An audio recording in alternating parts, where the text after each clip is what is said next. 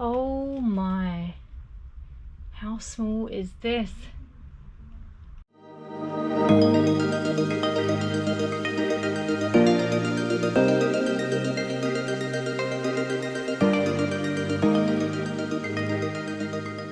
When I was researching where to stay in Jeju Island, I was quite overwhelmed because there seemed to be incredible beaches and markets all over the place, but I just didn't know where to stay, where to be based at.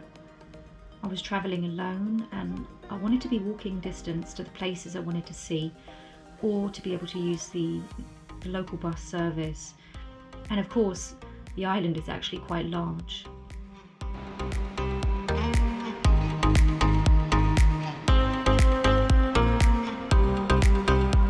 I ended up staying at 4 different hotels over the 10 days.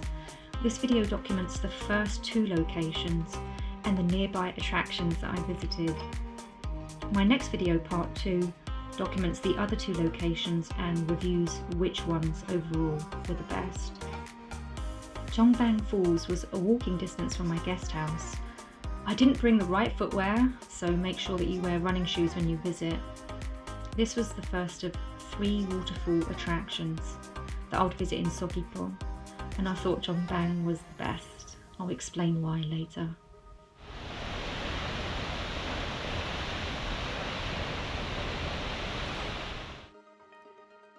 A short distance from my guest house was Lijungsu Art Street. One of the first things I did was visit the grounds where this celebrated artist used to live. Guys, I'm at a location that is famous because an artist that used to live here, basically during the Korean War. He lived here a while in a tiny little house with his Japanese wife. He lived in Seogwipo for about 11 months, and his wife was Japanese, and so what happened was that she ended up returning to Tokyo after 11 months of living here in Seogwipo, and she returned with their 2 children. He ended up staying in Korea and going from city to city, including Daegu, and finally dying in Seoul. And he basically was never reunited with his family, and so it's kind of a sad story, but he painted some really interesting images that the people of Jeju here reproduce as, I guess, a loving kind of memory of him because of his time that he spent here. And his artwork is really quite beautiful. It really reminds me of some of Picasso's work, actually, particularly Guernica and the time of the Spanish Civil War, which is interesting because he was also painting around that same time. The residence of Lijungsu. It's a place where Mr. Lee and his family members lived together from January to December 1951. Lee Jung-suk did his work with his wife, Lee Nam-duk, or Japanese name Yamamoto Masako, and 2 sons, Taehyun and Taesung. Oh my, how small is this? That sectioned off space is the kitchen, I don't know. I mean, there's a pot right here, what looks like a kimchi or storage pot. Oh my, I couldn't imagine living in such a small space.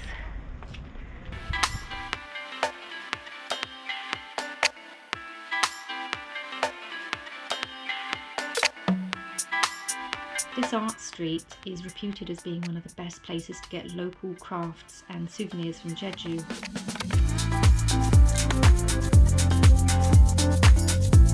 I wandered into a store featuring traditional hand-dyed items, and I was seduced by a beautiful orange scarf.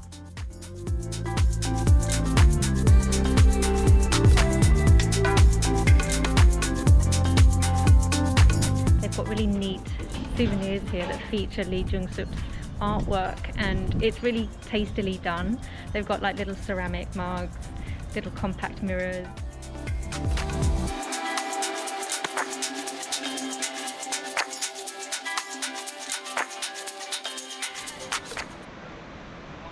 Guys, the river here is, how can I describe it? It looks like a turquoise, like a teal. It looks like a teal blue. which is really unusual.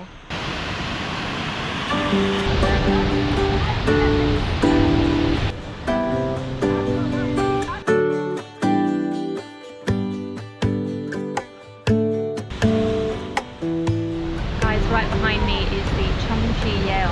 When I compare it to the Jeongbang waterfall that flowed into the sea, I found that more impressive because I liked that it went between rocks. The other one was just more awe-inspiring. This one is very picturesque, but they're both so different that you can't just visit one, you have to actually go to both of them. They're really pretty, but in terms of photography, I suspect that the other one is better, just because you can get to many different vantage points.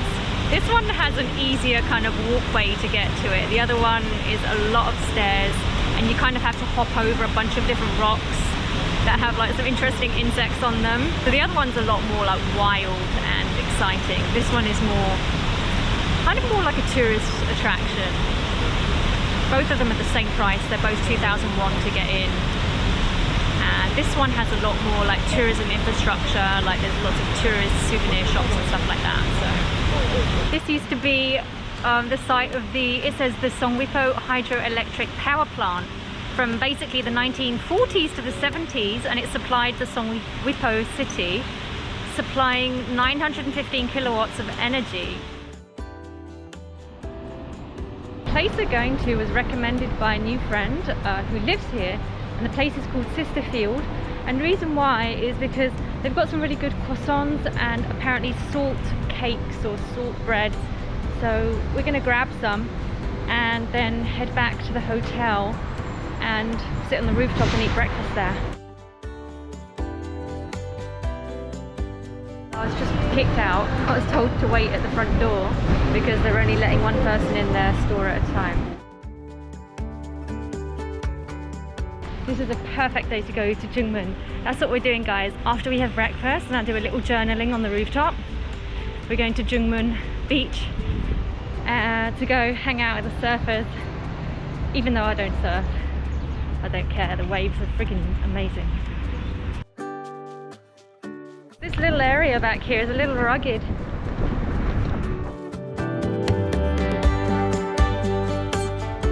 I've come up to the Vista Cay World Cup hotel roof, which is on the 10th floor. As you can see, the swimming pool is not full, but I've got a nice view of the stadium and also of the sea. There's the World Cup stadium and there's the sea right beyond it.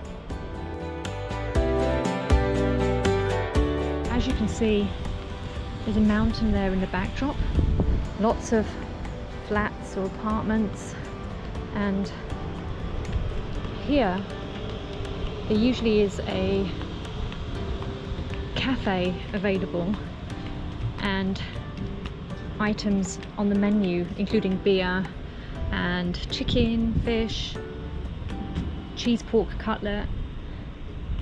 Here's the bar.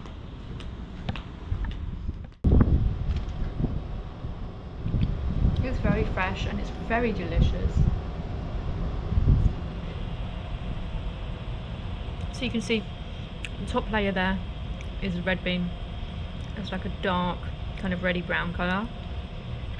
Here's the cream cheese, and then of course it's sandwiched by the nutty bread bun.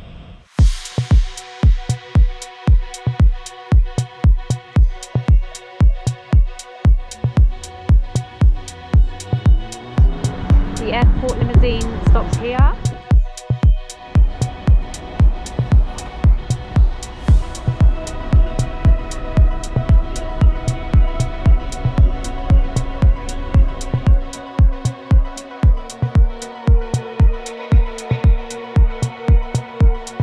When I visited Jungmun Saekdal Beach a few days ago, it was way busier, and now it's almost empty. Changing rooms, shower, toilet. The colour of this sand is more golden, like a brownish gold colour. It's different from a lot of the sand I've seen elsewhere.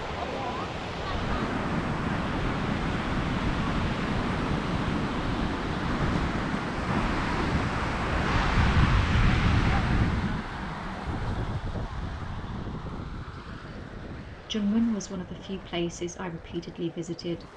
It was a short bus ride away from the Vista K Hotel at Olympic Park Stadium. There was something magical about this beach. It was full of young people that loved surfing.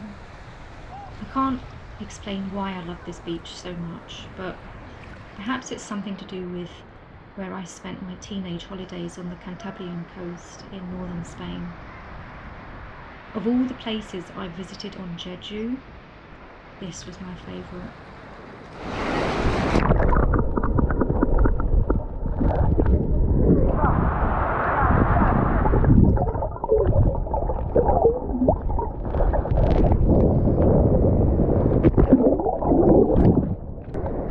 Guys, this water is like the perfect temperature. And the waves are so cool. I love it. I love being in the ocean.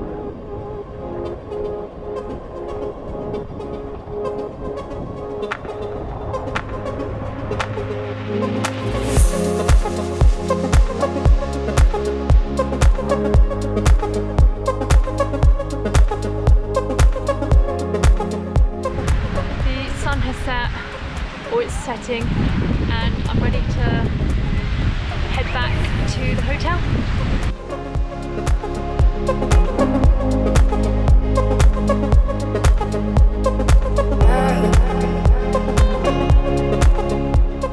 I've had a lovely time.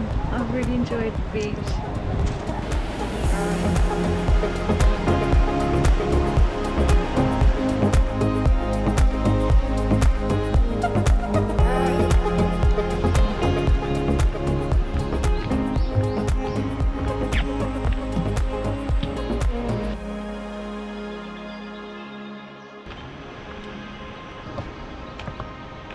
My first impressions of this place is a little bit of a maze. There's no guided set way to go.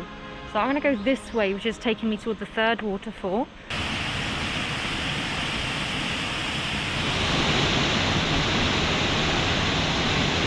These steps are really steep. I'm so glad that I'm doing this on a slightly cooler day. Oh my. All of the steps that I climb at Itaewon train station in Seoul, I think it's kind of prepared me for this kind of situation. So what we just saw was the third waterfall. I think I want to see the second waterfall now. Now it's down again, downhill. I can hear another waterfall. I know we're right next to a botanical garden, and it feels like this is the botanical garden.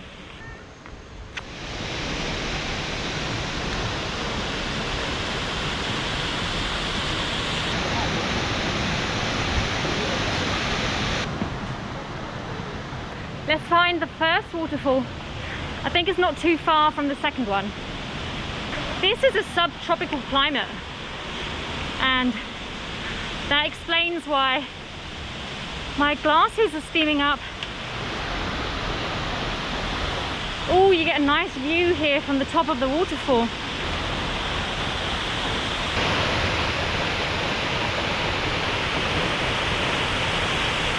In my opinion, this is the least impressive of the three waterfalls.